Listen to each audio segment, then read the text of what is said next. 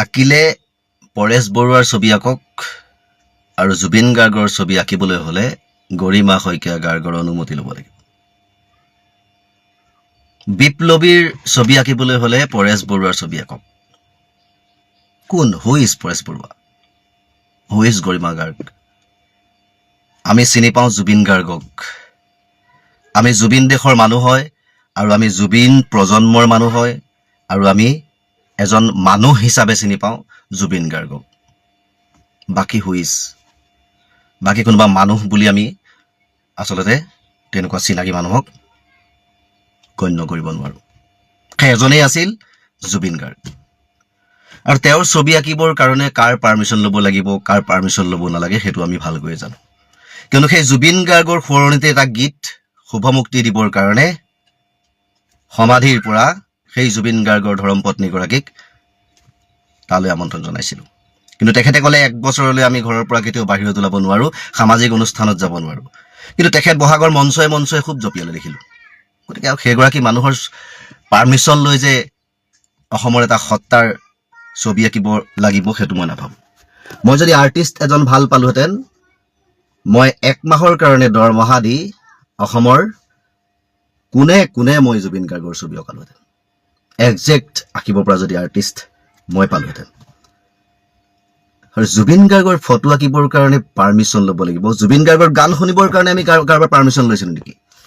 জুবিন গাৰ্গৰ সহায় ল'বৰ কাৰণে আমি কাৰোবাৰ পাৰ্মিশ্যন লৈছিলোঁ নেকি?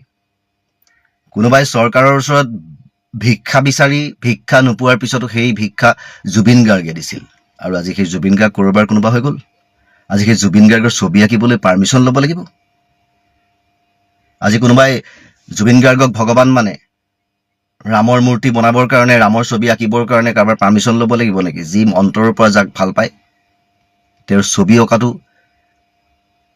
কিবা কৰাটো, কোনোবাই সোণৰ মূৰ্তিও বনাব পাৰে, তেওঁলোকৰ নিজৰ ব্যক্তিগত কথা। গতিকে এই কথা বতৰাবোৰ এই মন্ত্ৰী আমাৰ অসমৰ হিমন্ত বিশ্ব শৰ্মাৰ মুখত আমি শুনিবলৈ পালোঁ। তেখেতে কৈছে, যোৱাকালি তেখেতে ক'লে যে জুবিন গাৰ্গৰ ফটো যধে মধে আঁকিব নোৱাৰিব। ফটো মানুহৰ কেতিয়া বিখ্যাত হৈ পৰে? যেতিয়া এজন মানুহ কিবা এটা কাৰণত পপুলাৰ হয়, কিবা হয়, সেইটো কথাত। আৰু দ্বিতীয়তে এজন মানুহ যেতিয়া পৃথিৱীৰ পৰা হেৰাই যায়, তেওঁক মানুহৰ অন্তৰ আত্মাত জীয়াই ৰাখিবৰ কাৰণে তেওঁৰ ছবি অঁকা হয়। যেনেকৈ ৰাম ভগৱান আছিল, সনাতন ধৰ্মৰ ভগৱান আছিল। ৰাম চেহেৰা কোনেও দেখা নাছিল, কিন্তু অন্তৰ আত্মাৰ শান্তিৰ কাৰণে নিজেই আৰ্ট কৰি এটা চেহেৰা আঁকি লয় মানুহে, আৰু তাতেই তেওঁলোকে পূজা প্ৰাৰ্থনা কৰে।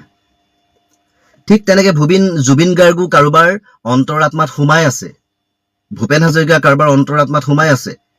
আৰু তেওঁলোকে তেওঁৰ ছবি নিজৰ ঘৰত আঁকিব পাৰে, ৰাস্তাত আঁকিব পাৰে, পদূলিত আঁকিব পাৰে।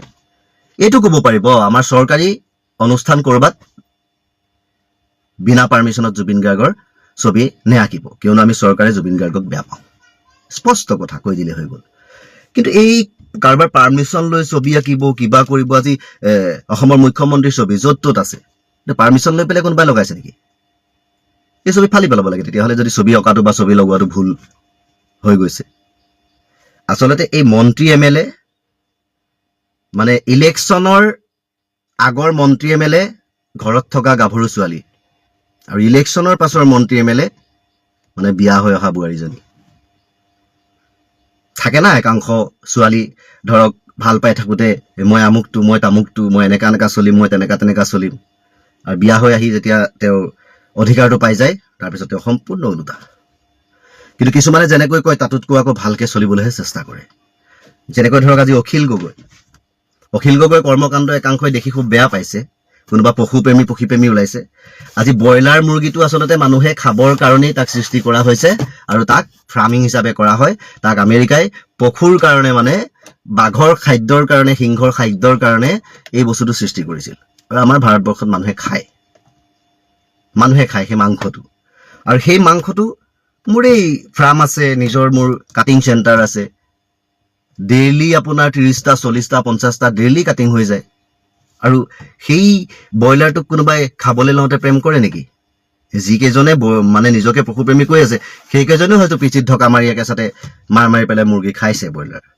নাই খোৱা বুলি তেওঁলোকেও ক'ব নোৱাৰে গতিকে এই কথা বতৰাবিলাক বিবেকলেছ মানুহৰ নিচিনা কথা বতৰা কৈ লাভ নাই অখিল গগৈ সেই তেনেকুৱা এজন মানুহ যে যিজনী এজনী ছোৱালীয়ে ভাল পাই থকাৰ অৱস্থাত যেনেকৈ এটা ল'ৰাক মানে প্ৰতিশ্ৰুতি দিয়ে যে তোমাৰ লগত মই এনেকৈ জীৱনটো তুমি মোক বিয়া কৰাই নিলে মই এনেকৈ চলিম ঠিক তেনেকৈ অখিল গগৈ ডাঙৰীয়াও যিখিনি প্ৰতিশ্ৰুতি দিয়ে যে বস্তুৰ দামৰ লগত যুঁজিব কৃষিৰ লগত যুঁজিব কিবা লগত যুঁজিব সেইখিনি লৈ পেলাই যিখিনি প্ৰতিশ্ৰুতি দিছিলে তেওঁ সেই প্ৰতিশ্ৰুতি মতে মানে তেওঁ কাম কৰি গৈছে আৰু সেইটোকে দেখি একাংশই মানে তেওঁক বিপথে পৰিচালিত কৰি ফুৰিছে তেওঁ হ'ল সেই কথা দি কথা ৰখা সেইগৰাকী ছোৱালী তেওঁ বোৱাৰী হোৱাৰ পিছতো তাৰমানে সেই কথামতে কাম কৰি আছে আৰু আমাৰ বাকীখিনি নেতা মন্ত্ৰী হ'ল কি যেনেকে বিয়াৰ আগত ছোৱালীজনীয়ে মই মানে এনেকুৱা ধৰণে তোমাৰ লগত সংসাৰ কৰিম 10 লাখ ল'ব লাগিব আমুক কৰিব তামুক কৰিব এনেকুৱা কথা বতৰা কৈ বিয়া হোৱাৰ পিছত ধৰক এই চৰকাৰে যেনেকে আগচোৱাত আমুক আমুক আঁচনি প্ৰথমতে কিমানকে দিম বুলি কৈছিলে আপোনালোকে এতিয়া দৌৰি ফুৰিছে আৰু সেই পইচাৰ কাৰণে সেইখিনি বাকী জুবিন গাৰ্গৰ কথাও বহুতখিনি কৈছিলে ইলেকশ্যনৰ পিছত কি হ'ব এতিয়া ফটোৱা কাটো বাধা হৈছে ঠিক তেনেকে সেই মিছা কথা কোৱা এজনী ছোৱালী বিয়া হোৱাৰ পিছত যেনেকে মন মাইন সলনি হৈ যায় বিয়াৰ আগৰ কথা বতৰা যেনেকে বিয়াৰ পিছলৈ নাথাকে ঠিক তেনেকেই চৰকাৰখনৰ কথা বতৰা তেনেকুৱা আচলতে মানে তেওঁলোক জিকাৰ আগত মানে সম্পূৰ্ণ বেলেগ কথা বতৰা আৰু জিকাৰ পিছত আপোনাৰ মোৰ কথাত কোনো মূল্যই নাই আৰু আপোনাক মোক মানে যিকোনো কাম কৰিবৰ কাৰণে এখন ছবি ভাল পোৱা মানুহ এজনৰ ছবিখন আঁকিবৰ কাৰণে আপুনি পাৰ্মিশ্যন ল'ব লাগিব আপোনাৰ অধিকাৰ ক'ত এই দেশত স্বাধীন ক'ত আপুনি কোন দেশৰ নাগৰিক গতিকে এইবোৰ ভাবিলে কেতিয়াবা আচলতে বিভ্ৰান্তিত পৰোঁ আৰু নিজকে কিবা বিবেকলেছ লাগে যে যাৰ পৰা আমি ইমান অশান্তি যাৰ পৰা আমি ইমান অসুবিধা পাই আছো তেওঁকে আমি বাৰে বাৰে কিয় বিচাৰি আছো তেনেকুৱা আমাৰ লাগে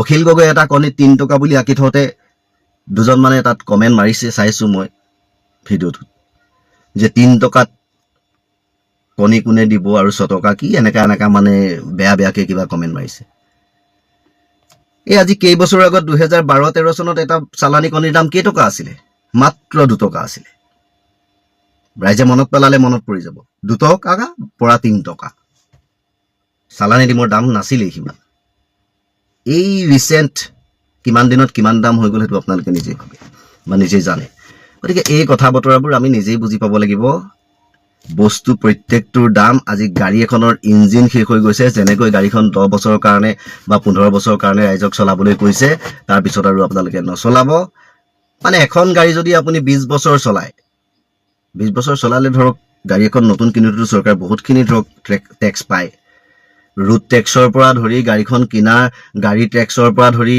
মানে বিক্ৰী হোৱা টেক্সৰ পৰা ধৰি আপোনাৰ ইন্সুৰেন্সৰ পৰা বহুতখিনি টকা পইচা পাই যায় গতিকে একেখন গাড়ীকে যদি আপুনি চলাই থাকে তেতিয়া তেওঁলোকৰ কমিশনটো নাহিব গতিকে 15 বছৰ কোম্পানীয়ে মিয়াদ দিয়া গাড়ীখন যদি 10 বছৰত তেলে বেয়া কৰি দিব পাৰে 5 বছৰত বেয়া কৰি দিব পাৰে আপুনি আকৌ নতুন এখন কিনিব কিনাৰ লগে লগে কমিশন বাঢ়িব গতিকে 5 বছৰ টেক্সটো আপুনি দেখিব এতিয়া 15 বছৰ টেক্সটো নাইকিয়া হ'ব লাহে 5 বছৰ কৰিবলৈ ল'ব কিয়নো এই প্ৰাইভেট গাড়ীবিলাকৰ 5 বছৰত তাৰমানে আপোনাৰ গাড়ী শেষ হৈ যাব আৰু আপুনি টেক্সটো এনে অফাৰ দি লাভ নাই গতিকে কথা বতৰাবোৰ তেনেকুৱা ধৰণৰ মানে চৰকাৰখনৰ কথা বতৰাত এনেকুৱা লাগিছে যে তেওঁলোকে অকল নিজৰ চিন্তাধাৰা কৰিহে ৰাইজক কিবা এটা যে টুপ দিছে যে তহঁতি মনে মনে থাক আমি কিবা কৰি আছো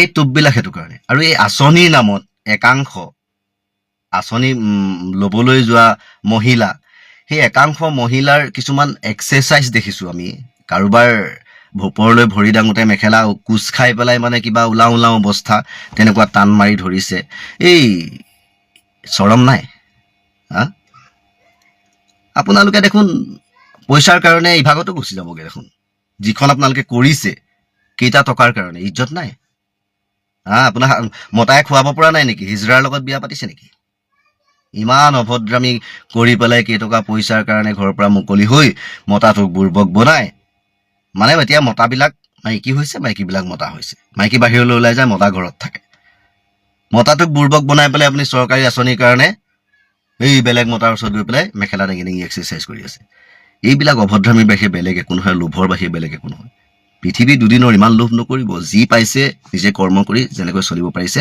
তেনেকৈ নিজৰ পেটটোক পূজা কৰি জীয়াই থকা দিনকেইটা জীয়াই থাকক খাবৰ কাৰণে জীয়াই নাথাকে মানুহ জীয়াই থাকিবৰ কাৰণে খায় তো আপোনালোকে যিখিনি কৰিছে যে খাব লাগিব, আমি খাবৰ কাৰণে জীয়াই আছোঁ, গতিকে টকা লাগে, চৰকাৰৰ আঁচনি আহিব লাগে, মেখেলা লাগিলে ৰাং খাই গৈ মূৰত লাগি যাওক, কথা নাই। মহিলাৰ ইজ্জত ক'ত তেতিয়াহ'লে? কোনোবাই মহিলাক গাত হাত দিলে ৰেপ বুলি, ধৰ্ষণ বুলি কয়, আপোনালোকে নিজৰ ইজ্জত ৰাখিছেনে নাই? মেখেলা দাঙি আপোনালোকে পোকৰ উলিয়াই দিছে, আপোনালোকে নিজৰ ঘৰ বাৰী এৰি গৈ পেলাই বুকু ফাক উলিয়াই, মূৰত কাপোৰ কানি নাই, বোৱাৰী মানুহ হৈ আপোনালোকে গৈ লোকৰ পুৰুষৰ আগত 2 টকা পইচাৰ কাৰণে গৈ দিনৰ দিনটো সপনে পিটিছে, বহিছে, লাজ শৰম নাই? আপোনালোকৰ ইজ্জত ক'ত তেতিয়াহ'লে? আকৌ আপোনালোকৰ গাত চুলি আপোনালোকক ধৰ্ষণ কৰা হয়। এতিয়া পুৰুষৰ ইজ্জত মহিলাতকৈ বেছি, মহিলাই কিন্তু পুৰুষৰ গাত হাত দিলে অপৰাধ নহয়। গতিকে এইবিলাক আচলতে কি বুলি ক'ম, মানে পৃথিৱী ধ্বংস হোৱাৰ এটা কিবা এইটো মানে আগজাননী যেন পাওঁ। যি মহিলা ক'ব নাপায়, এইবিলাক নাপায়, মহিলা এনেকৈ ইমান উদং হ'ব নাপায়, ইমান স্বামীৰ আচলতে বান্ধোনৰ পৰা ইমান মুকলিকৈ মহিলা এৰি দিব নাপায়। সেইকাৰণে আজি মহিলাই নিজৰ হাজবেণ্ড থাকোঁতেই বেলেগৰ লগত মনে মনে কথা বতৰা পাতি হাজবেণ্ড নথকাত সোমোৱাই কামটো কৰে, তাৰপিছত নোৱাৰাত ল'ৰাই ছোৱালী এৰি গুচি যায়। ক'ৰ পৰা সুবিধা পাইছে? এই কিছুমান নপুংস পুৰুষৰ বাবে 2 টকা চৰকাৰী আঁচনিৰ বাবে নিজৰ পত্নীক লিলাম মেলি দিয়ে। গতিকে এইবোৰ ভুল কথা।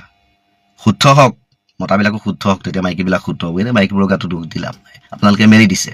গতিকে সকলো কথা বাদ দি আজি এই জুবিন গাৰ্গৰ যিটো আমি কথা বতৰা শুনিবলৈ পালোঁ, যে পৰেশ বৰুৱাৰ ফটো আঁকক, জুবিন গাৰ্গৰ ফটো অঁকা বন্ধ কৰক। এইটো মই চেলেঞ্জ কৰিছোঁ। কোনো গৰিমা শইকীয়া গাৰ্গ, কোনো চৰকাৰ, কোনো মন্ত্ৰী MLA ইয়াত কোনো অধিকাৰ নাই যে জুবিন গাৰ্গৰ ফটো অঁকা বন্ধ কৰিব। কোনেও নোৱাৰে। মই এজন কাৰিকৰ পালে মই আঁকিবলৈ আৰম্ভ কৰিম নতুনকৈ, ষ্টাৰ্ট। অ'কে, তো জাষ্টিছ ফৰ জুবিন গাৰ্গ, ইয়াৰ বাহিৰে একো নাজানো। গতিকে জুবিন গাৰ্গৰ বিষয়ে এটাও যদি মানে ওলোটা পোলোটা কথা শুনো, মোৰ ইয়াত ধৰি যায়, মাইণ্ডত ধৰি যায়, মই কি ক'ম একো বুজি নাপাওঁ। কিন্তু অভদ্ৰ ব্যৱহাৰ নকৰোঁ। অসমৰ মুখ্যমন্ত্ৰীজন আমাতকৈ জ্যেষ্ঠ হয় আৰু আমাতকৈ তেওঁ বহুত আগৰ পৰাই ৰাজনীতিৰ লগত জড়িত। কি ভাবি কি কৈছে সেইটো আমি নাজানো। আমাৰ ফালৰ পৰা আমি যিটো ক'ব লাগে, জুবিন গাৰ্গ প্ৰেমী হিচাপে বা জুবিন গাৰ্গৰ আদৰ্শ মতে চলা মানে এটা জাতি বা অসমীয়া হিচাপে আমি এই বাক্য আপোনালোকৰ কেতিয়াও আমি মানি ল'ব নোৱাৰিম আৰু নোৱাৰোঁ। কিয়নো আমি জুবিন গাৰ্গৰ ফটো মই কেতিয়াও অঁকা নাই, কিন্তু এই অঁকা যিসকলে মানে আঁকিছে, সকলোৱে বেলেগ বেলেগ ধৰণে ভাল পায়। কোনোবাই জুবিন গাৰ্গৰ দিনে ৰাতিয়ে গান শুনিব, সেই হিচাপে তেখেতক ভাল পায়, সেই হিচাপে অন্তৰাত্মাই শান্তি পায়। কোনোবাই জুবিন গাৰ্গক কাগজ এখনতে দিনটো ফটো আঁকি বহি থাকিব, সেই হিচাপে কোনোবাই জুবিন গাৰ্গক ভাল পায়। কোনোবাই ৰাইজক দেখুৱাবলৈ এটা ছবি আঁকিব যে মই জুবিন গাৰ্গক হাড়ে হিমজুৱে ভাল পাওঁ, সেইকাৰণে মই তেখেতৰ ছবিখন একজেক্টলি আঁকিব পাৰোঁ। তাত কাৰ কি আচলতে? এই চিণ্ডিকেটৰ আঁৰত কোন আছে আচলতে? কোনে চিণ্ডিকেটটো চলাবলৈ দিছে? সেই মেইন মানুহজন মুখ্যমন্ত্ৰী হিমন্ত বিশ্ব শৰ্মা, বাকীবিলাক তেওঁৰ এজেণ্ট। মানে হিমন্ত বিশ্ব শৰ্মাৰ কথা মতে চিণ্ডিকেটটো চলি আছে। আৰু এই গোবিন্দ চৰকাৰে হওক বা আপোনাৰ হৰেণ মহন্ত হৈছে মুখ্যমন্ত্ৰী হিমন্ত বিশ্ব শৰ্মাৰ কালেক্টৰ, টকা কালেক্টৰ। চিণ্ডিকেটটোৰ গোটেই ধন আধা ভাগ মুখ্যমন্ত্ৰীলৈ আহে, তেওঁলোকে কমিশ্যনটোহে পায়। টকাটো তুলিবলৈ দি আছে মুখ্যমন্ত্ৰী হিমন্ত বিশ্ব শৰ্মাই। নহ'লে আপোনাৰ অপেনলি পুলিচৰ লগত মিলি আপোনাৰ সেই মই যে কৈ আছোঁ আপোনাক, সেই যে আপোনাৰ ফ্লাইঅভাৰ তলে তলে টকা পইচাবিলাক যে তুলি থাকে, পুলিচো লগত থাকে, আমিতো দেখিছোঁ ন। কিনো নহ'লে আপোনাৰ আমি ফ্লাইঅভাৰ তলত যে মানুহবিলাক যে পুলিচৰ লগত যে একেলগে বহি থাকে, সেই মানুহবিলাকে ট্ৰাকবিলাকৰ পৰা যে টকাটো সংগ্ৰহ কৰি থাকে, সেই কথাটো চৰকাৰ এখন চলি থকাৰ পাছত সেইটো পুলিচৰ লগত একেলগে চিণ্ডিকেটৰ মানুহবিলাকে বহি যিটো টকা কালেক্ট কৰি থাকে, সেইটো যদি আপোনাৰ চৰকাৰৰ নিৰ্দেশ মতে হোৱা নাই, সেইটো অপেনলি হ'ব পাৰে নেকি? আপোনালোকে চাওক যে পুলিচ লগত আপোনাৰ চিণ্ডিকেট, মানে গোটেই বস্তুটো আপোনালোকে এটা কথা জানি লওক যে অসমত চলি থকা চিণ্ডিকেটৰ মূল মানুহজন মুখ্যমন্ত্ৰী হিমন্ত বিশ্ব শৰ্মা, আৰু তেওঁৰ আচলতে মেইন মানুহ আগতে আছিলে পীযুষ হাজৰিকা, আৰু এতিয়া শেহতীয়াকৈ পীযুষ হাজৰিকাই বোলে মুখ্যমন্ত্ৰী হিমন্ত বিশ্ব শৰ্মাক যিমান আচলতে চিণ্ডিকেটৰ ধন সেইটো দিব লাগে সেইটো দিয়া নাই, সেইকাৰণে তেওঁ সেইটোৰ পৰা আঁতৰাই নতুনকৈ আমাৰ এই মানুহজনক জয়ন্ত মল্ল বৰুৱা, সেই জয়ন্ত মল্ল বৰুৱাক এতিয়া ফিল্ডত নমাইছে। এতিয়া গোটেই সেইকাৰণে আমি দেখি আছোঁ এইকেইদিন জয়ন্ত মল্ল বৰুৱাই বন বিভাগৰ অফিচাৰ্ছবিলাকৰ লগত যে কথা পাতি আছে যে ৰেভিনিউ কালেক্ট কৰিব লাগে বুলি যে কৈ আছে, এতিয়া গোটেইটো তেওঁৰ হাতলৈ আহিছে, মানে নিয়ন্ত্ৰণটো তেওঁৰ হাতলৈ আনিছে। এতিয়া মুখ্যমন্ত্ৰী আটাইতকৈ ঘনিষ্ঠ হিচাপে এতিয়া গোটেই চিণ্ডিকেটটোৰ চোৱা চিতাৰ কামটো এতিয়া আৰম্ভ কৰিছে জয়ন্ত মল্ল বৰুৱাই। কিন্তু তেওঁলোকৰ মেইন মানুহটো হৈছে হিমন্ত বিশ্ব শৰ্মা। হৰেণ মহন্ত আৰু আপোনাৰ গোবিন্দ চৰকাৰ এইবিলাক হৈছে এই হিমন্ত বিশ্ব শৰ্মা এইজনৰ আচলতে মানি কালেক্টৰ। তেওঁ এই হিমন্ত বিশ্ব শৰ্মাৰে এজেণ্ট, বেলেগ মানুহ নহয়। সেই কথাটো ৰাইজে বুজি পাব লাগিব। মানে সেইটোৱে কথা, বেলেগ নাই। এনেকুৱা কি কথা আছে? অখিল গগৈ যদি চিণ্ডিকেটৰ পইচাই পায় তেনেহ'লে ডেফিনেটলি তেওঁ চিণ্ডিকেটটো বন্ধ হ'ব লাগে বুলি ক'বলগীয়া নহ'লহেঁতেন। চিণ্ডিকেটটো যে চৰকাৰে চলাই আছে, চৰকাৰে যে চলাই আছে সেই কথাটো ৰাইজৰ সন্মুখত উন্মোচন কৰাৰ কাৰণে এতিয়া অখিল গগৈক আচলতে তেওঁলোকে আক্ৰমণৰ লক্ষ্য হিচাপে বাছি লৈছে। এতিয়া চিণ্ডিকেটটো বন্ধ কৰি পেলাওক। আপোনালোকে যদি ভাবিছে অসমৰ ৰাইজৰ কল্যাণৰ কাৰণে বা অখিল গগৈ তাৰ পৰা যদি পাৰ্চেণ্টেজ পায় বন্ধ কৰি পেলাওক, তেতিয়া পাৰ্চেণ্টেজো নাপাব, আপোনালোকেও নাপাব, অসমৰ ৰাইজে তাৰ সুফলটো পাব। গতিকে সেই কামটো কিয় নকৰে? এতিয়া হৰেণ মহন্তই হওক বা আপোনাৰ গোবিন্দ চৰকাৰে হওক, তেওঁলোকে যি ধৰণৰ আচলতে চিণ্ডিকেট চলায়, গোটেই আপোনাৰ ৰাইজৰ ওপৰতহে মাধমাৰটো পৰেগৈ। এতিয়া কণীৰ দাম বাঢ়িছে, ব্ৰইলাৰৰ দাম বাঢ়িছে, গোটেইবিলাকত যে আপোনাৰ তেওঁলোকে যে এটা পাৰ্চেণ্টেজ যে ল'লে গোটেই বস্তুবিলাকৰ এগেইনষ্টত, তাৰ পাছত তাৰ কাৰণে আমি সাধাৰণ মানুহে অধিক দামত বস্তু ক্ৰয় কৰিবলগীয়া হৈছে। সেই কথাটোৰ ক্ষেত্ৰত আমি কৈছোঁ যে আপোনালোকে সম্পূৰ্ণৰূপে বন্ধ কৰি পেলাওক। বন্ধ নকৰাকে, বন্ধ কৰিম বুলি ক'ব নোৱাৰাকে এতিয়া আল্টু ফাল্টু কিবা কিবি কথা কৈ গোটেই বিষয়টো যদি আপোনাৰ বেলেগ ফালে লৈ যায়, তেতিয়াহ'লে ৰাইজৰ মংগল নহয়। সেই কথাটোৱে চিণ্ডিকেট চলিছে, আমিও দেখি আছোঁ যে ট্ৰাকবিলাকৰ পৰা কেনেকৈ টকা পইচা কালেকশ্যন কৰা হয়, ফ্লাইঅভাৰ তলে তলে, খানাপাৰা, যোৰাবাট, আপোনাৰ শ্ৰীৰামপুৰ গেট, সেইবিলাকতো আমি দেখি আছোঁ। আপোনালোকৰ কেমেৰাবিলাকতো কেতিয়াবা কেতিয়াবা ওলাই পইচা এনেকৈ দি থৈ যোৱা। গতিকে তেনেকৈ আচলতে সংগ্ৰহ কৰি থকা হয়। আৰু এনেও আপোনালোকে জানিব যে ট্ৰাকবিলাকৰ পৰা আমিও বহুত ট্ৰাক ড্ৰাইভাৰৰ লগত আমি কথা পাতি জানো যে তেওঁলোকৰ ট্ৰাক, প্ৰতিখন ট্ৰাকে এই যিবিলাক বস্তু লৈ যায় তেওঁলোকে জেগাই জেগাই আপোনাৰ 20,000 25,000 তেনেকৈ দি যাবলগীয়া হয় বুলি কৈছে। সেই কথাটোতো মিছা নহয়। গতিকে এই মুহূৰ্তত চিণ্ডিকেট চলিছে, চিণ্ডিকেটটো বন্ধ কৰি দেখুৱাওক সৎ সাহস আছে যদি। সেইবিলাক বোকাচতীয়া ৰাজনীতি কৰাতকৈ যে চিণ্ডিকেট ৰাজটো আপোনালোকে চলাই আছে আৰু সেই চলাই থাকিব বিচাৰি থাকিলে নহ'ব, যে সেইটো বন্ধ কৰি আপোনালোকে যে সৎ সাহস সেইটো প্ৰদৰ্শন কৰক। মাধ্যমে বাতৰি পৰিৱেশন কৰি আছে যে পক্সো আইনৰ অধীনত বৰ্তমান কীৰ্তিকমল গোস্বামীক জেললৈ প্ৰেৰণ কৰা হৈছে। এপাতপাল কেতিয়াও অকলে নাবাজে। মই কালিৰ দিনটোত মোৰ ভিডিঅ'টো সম্পূৰ্ণকৈ নোচোৱাকৈ বহুতে মন্তব্য কৰি আছে। এপাতপাল কেতিয়াও অকলে নাবাজে। 4টাকৈ বছৰ সেই যুৱকজন মৌন হৈ থকাৰ কাৰণটো কি আছিলে? যে ঘপককৈ তেখেতৰ ইমান আগ্নেয়গিৰি উত্থাপন হৈ গ'লে যে কীৰ্তিকমলে 4 বছৰ দিন নিৰ্যাতন কৰিছে বুলি, তেখেতে নিৰ্যাতন কৰি আছিলে বুলি ভিডিঅ' বনাই ব্লেকমেইল কৰি আছিলে, কিবা কৰি আছিলে বুলি যে মৌন হৈ থাকিলে, এতিয়ানো ক'বলৈ ক'ত সাহস পালে? তেতিয়া যে নাপালে। কাৰোবাৰ প্ৰৰোচনাত কৰিছেনে যে আপুনি তেখেতে কামটো কৰিবলৈ গৈছে, আৰক্ষীৰ কাষ চাপিছে? ইয়াৰ অন্তৰালত আছে নেকি ডাঙৰ গভীৰ ষড়যন্ত্ৰ? ইয়াৰ অন্তৰালত বহুতখিনি কথা সোমাই আছে নেকি? আজি তেনেকৈ কীৰ্তিকমল গোস্বামীৰ মুখখন দেখুৱাই দেখুৱাই সকলোৱে বাতৰি প্ৰচাৰ কৰিছে। আমিও কালিৰ দিনটোত ভিডিঅ' প্ৰস্তুত কৰিছিলোঁ। কিন্তু সেই যুৱকজন এতিয়ালৈকে কিয় সৎসাহস হোৱা নাই সন্মুখলৈ আহি মন্তব্য ৰাইজক জনাবৰ বাবে? প্ৰকৃতপক্ষে কি আইনত যিমান শাস্তি পাব তাতকৈ বেছি শাস্তি পাব লাগিব কীৰ্তিকমল গোস্বামীয়ে সামাজিকভাৱে জীয়াই থাকি। কীৰ্তিকমল গোস্বামী জেলত থাকিব কেইবছৰ, তাৰ পৰা ওলাই আহি এইখন সমাজতে বসবাস কৰিব। মানুহ সমাজপ্ৰিয় প্ৰাণী, সমাজত ঘূৰিব।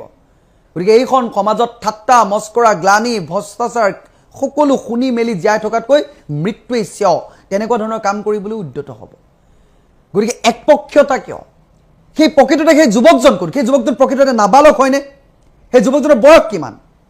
এই গোটেই কথাবোৰ ৰাইজৰ আগত জলজল পটপট হোৱাটো অত্যন্ত প্ৰয়োজন। ভাওনা নাম আহিছে, ভাওনা জগতৰ লগত, ভাওনা সমাজখনৰ লগত যিমানবোৰ মহিলা চৰিত্ৰ ৰূপায়ণ কৰে সকলোকে আজি এই বাতৰিটোৱে হতচকিত কৰিছে।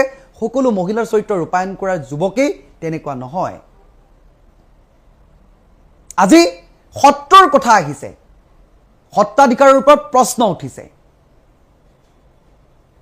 গতিকে এই কথাবোৰ দুধ কা দুধ পানী কা পানী হ'বলৈ হ'লে, অৰ্থাৎ গাখীৰৰ দৰে চাফা, পানীৰ দৰে যদি শুদ্ধ হ'ব লাগে সকলো, তেতিয়াহ'লে সেই যুৱকজনৰো নাবালক বুলি কৈছে, দেখা নাই যেতিয়া নকওঁ, মই তেখেতৰ নামটো চেষ্টা কৰি আছোঁ উলিয়াবৰ বাবে। সেই যুৱকজনৰ পৰা জানিব লাগিব প্ৰকৃতপক্ষে সঁচাটো কি, কেনেকৈনো এই 4টা বছৰ মৌন হৈ থাকি এতিয়ানো তেখেতে মুখ খুলিবলৈ সাহস কৰিলে। প্ৰকৃততে ঘটনা কি, ইয়াৰ অন্তৰালত কি আছে, সকলো জনাব লাগিব ৰাইজক। এপাততাল কেতিয়াও অকলে নাবাজে। কীৰ্তিকমল গোস্বামীয়ে সেই কামটো অকলেই যে কৰি আছিলে তেনেকুৱা নহয়, সৰ্বসন্মতিক্ৰমে কৰি আছিলে। দুজনৰ সন্মতি অবিহনে তেনেকুৱা কাম কৰা 4টাকৈ বছৰ কৰাটো ইমান সহজ নহয়, যিটো সত্য। মানুহে এনেকৈ একপক্ষীয়ভাৱে কিছুমান প্ৰসাৰ কৰাৰ বাবে বহুতৰে জীৱন শেষ হৈ গৈছে।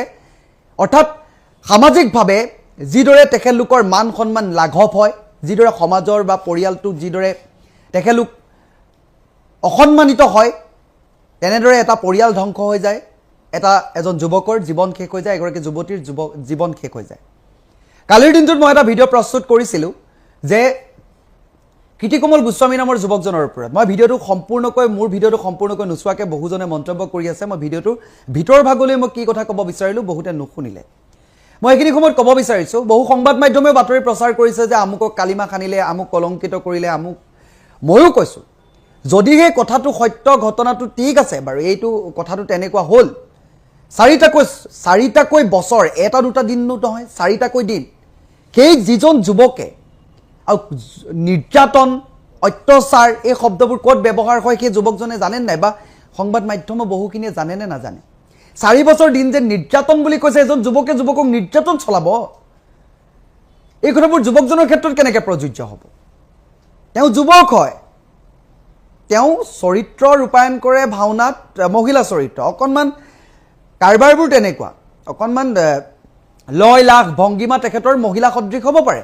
কিন্তু তেওঁ পুৰুষ হয় যাক সহজ ভাষাত সমকামী বুলিও ক'ব পাৰি ঠিক আছে একপক্ষীয়ভাৱে বৰ্তমান সময়ত কীৰ্তিকমল গোস্বামীক সকলোৱে সমালোচনা কৰিছে যে কলংক খানিলে বুলি কৈছে সত্ৰাধিকাৰৰ নামত ময়ো কালি ভিডিঅ'টোৰ জৰিয়তে কৈছোঁ কিন্তু এটা কথা ক'লোঁ বৰ্তমান সময়ত সকলোৰে এটা দায়িত্ব যে এই যিজন যুৱকে অভিযোগ আনিছে যে কীৰ্তিকমল গোস্বামীয়ে মোক 4টাকৈ বছৰ নিৰ্যাতন কৰিলে 4টাকৈ বছৰ তেখেতলোকৰ লগত আছিলে 4 দিন নহয় 4টা বছৰ আৰু তাৰপাছত পৰহি দিনটোতহে তেখেতে সাৰ পালে যে বৰ্তমান সময়ত মই আৰক্ষীৰ কাষ চাপিব লাগে আৰু পক্সো আইন ক'ত লাগে এই কথাটো কিন্তু চিন্তাৰ বিষয় নাবালক বুলি কৈছে কীৰ্তিকমল গোস্বামী যাৰ লগত আছিলে কি মই যোগাযোগৰ চেষ্টা কৰিছোঁ উলিয়াবলৈ চেষ্টা কৰিছোঁ সেই যুৱকজনক তেখেতৰ মুখখনো সমাজত দেখুৱাটো অত্যন্ত প্ৰয়োজন কীৰ্তিকমল গোস্বামীৰ মুখখন যিদৰে মানুহৰ আগত দেখুওৱা হ'ল তেখেতৰ মুখৰ পৰাও এটা মন্তব্য ৰাইজৰ বাবে জনোৱাটো প্ৰয়োজন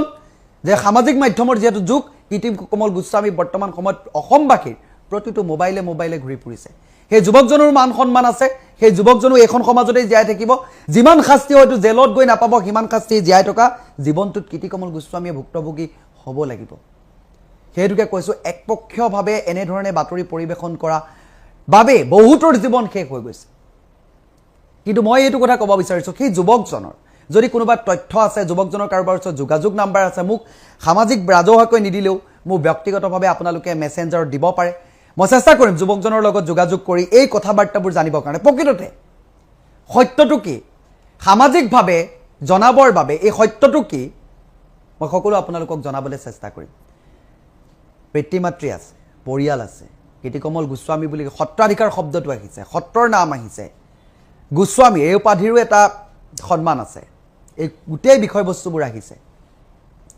কিন্তু বৰ্তমান সময়ত একপক্ষীয়ভাৱে থকাৰ বাবে কথাবোৰ অকণমান দুই দুমুজাত পৰা হৈছে আৰু এখন তাল এপাত তাল কেতিয়াও নাবাজে মই কৈছোঁ তালটো বাজিবলৈ হ'লে দুইখন তাল সমানে বাজিব লাগিব এই কামটো অকলেতো কেতিয়াও হোৱা নাই তেখেতৰ অকণমান সন্মতি থাকিব লাগিব ইয়াৰ ভিতৰত ডাঙৰ এটা ৰহস্য ক'ৰবাত আছে নেকি এই কথাবোৰো জনাব লাগে এই কথাবোৰ পোহৰলৈ আহিব লাগে সেই যুৱকজনে আহিও ক'ব লাগে প্ৰকৃতপক্ষে তেখেতে এই 4 বছৰ দিন কিয় মৌন হৈ থাকিলে কিয় এতিয়া প্ৰকাশ কৰিব লগা হ'ল এই কথাবোৰো ক'ব লাগে বা সকলো ৰাইজক জনাব লাগে যাতে তেতিয়া দুধ কা দুধ পানী কা পানী সব সকলো জল পট হৈ যায় তেতিয়া কোন দুখী আছিলে বেছি কোন নিৰ্দোষী এই কথাবোৰ প্ৰমাণ হ'ব একপক্ষীয়ভাৱে কথাবোৰ ক'লে কাৰোবাৰ পৰচুনাত কৰিছে নেকি 4টাকৈ বছৰ নকৈ যে এতিয়া ক'লে কি কাৰণে এনো এতিয়া ক'বলগীয়া হ'ল এই কথাবোৰ জনোৱাটো অত্যন্ত প্ৰয়োজন গতিকে চেষ্টা কৰিম একপক্ষীয়ভাৱে বাতৰিৰ পৰা আঁতৰি দুই পক্ষৰে মন্তব্য লৈ বাতৰি পৰিৱেশন কৰি বা এই সমাজত